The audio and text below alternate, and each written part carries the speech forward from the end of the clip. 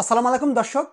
শুনে হয়তো আশ্চর্য হবেন যে মিজানুর রহমান আজারী বাংলাদেশের একজন আলোচিত বক্তা। তাকে যারা এদেশ থেকে বিতাড়িত করেছিল আজকে তারাই কিন্তু বিতাড়িত হয়ে গিয়েছে। তো একটু ভাবুন যে মহান আল্লাহ তাআলা ছাড় দেন কিন্তু ছেড়ে দেন না। আরেকটা আশার বিষয় হলো সেই মিজানুর রহমান আজারী শিগগিরই বাংলাদেশে আসতেছেন এবং নতুন একটা রাজনৈতিক দল গঠন করবেন।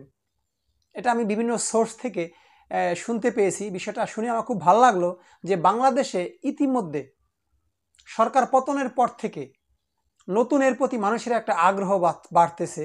মানুষ চাচ্ছে নতুন কোনো রাজনৈতিক দল বাংলাদেশে পদার্পণ করুক এবং মানুষ তাদেরকে ভোট দেওয়ার জন্য উদ্গ্রীব হয়ে বসে আছে। কারণ বাংলাদেশে যারা দীর্ঘদিন যাবৎ শাসন করেছেন তাদের প্রতি মানুষ এখন আর বিশ্বাস পাচ্ছে না। এই জন্য মানুষ এটা নতুনত্ব চাচ্ছে। সেটা কি মিজানুর রহমান আজহারী এবার পূরণ করবেন?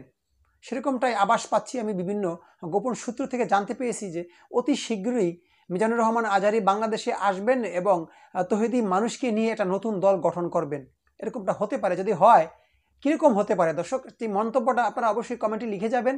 আরেকটা বিষয় হলো যে ছাত্রদের নেতৃত্বে এই যে সারজিদ, যে ছাত্র নেতা, বর্তমানে যে একজন ছাত্র নেতা যাদের নেতৃত্বেই বাংলাদেশে দ্বিতীয়বার স্বাধীন হয়েছে, সেই সারজিদের নেতৃত্বেই আবার নতুন একটা দল বাংলাদেশে গঠন হতে পারে কিংবা সৃষ্টি হতে পারে, ঠিক তেমনি একটা আভাসও আমরা পেয়েছি। এই বিষয়গুলো আমি মনে করি যে বাংলাদেশের প্রেক্ষাপটে, বর্তমান প্রেক্ষাপটে খুবই জরুরি। কারণ বাংলাদেশের রাজনৈতিক দলগুলো একেবারে দেউলিয়া হয়ে গিয়েছে। তাদের দেউলিয়াপনার কারণে মানুষ কিন্তু ভোটের প্রতি আগ্রহ হারিয়ে ফেলেছে। সেখানে যদি নতুনত্ব আসে তাহলে মানুষ কিন্তু গ্রহণ করবে। ইদানিং কিন্তু দেখবেন যে জামাত ইসলামের প্রতি মানুষের একটু ভালোবাসা বেড়ে গিয়েছে, কারণ প্রতিটা বিপদ আপদে বাংলাদেশের জামাত ইসলামকে সবার আগে দেখা যায়। আপনি দেখবেন যে যখনই বন্যা হবে, যখনই ঘূর্ণিঝড় হবে, কোনো অগ্নিবাদ হবে, দেখবেন জামাত ইসলামের যেই প্রধান ডক্টর শফিকুর রহমান, তাকে আপনি সবার আগে দেখবেন পানি কাদা মারিয়ে তিনি সেখানে চলে যাবেন, যেটা কিন্তু অন্য অন্য দলের ক্ষেত্রে এতটা লক্ষ্য করা যায় না। এবং আমি বিভিন্ন জায়গায় ভিডিও কন্টেন্ট করি, এই জন্য আমাকে হাঁটতে হয়, মানুষের সাথে গল্প করতে হয়।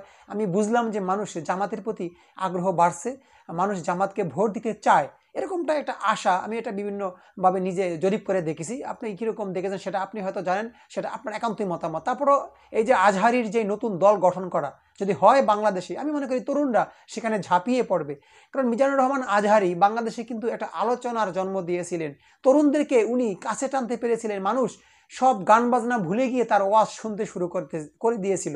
বাংলাদেশে তথাকথিত কিছু আলেম যারা মিজানুর রহমানের আজহারীর ধারে কাছেও না, তারা তাকে নিয়ে সমালোচনা শুরু করে দেয়, কিংবা সরকার দলীয় বিভিন্ন মানুষ তার এই যে কথা বলা, তরুণদের তার প্রতি ভালোবাসার সৃষ্টি হওয়া, সেটা তারা নিতে পারেনি। এই জন্য আজহারী বাংলাদেশ থেকে চলে গিয়েছিলেন। দীর্ঘদিন উনি মালয়েশিয়াতে আছেন।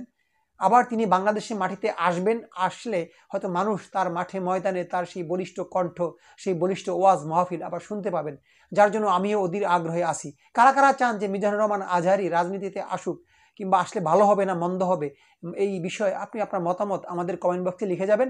আমি আর কথা বাড়াবো না। ভালো লাগলে আমাদের পাশেই থাকবেন, চ্যানেলটি ফলো কিংবা সাবস্ক্রাইব করতে ভুলবেন না। আল্লাহ হাফেজ।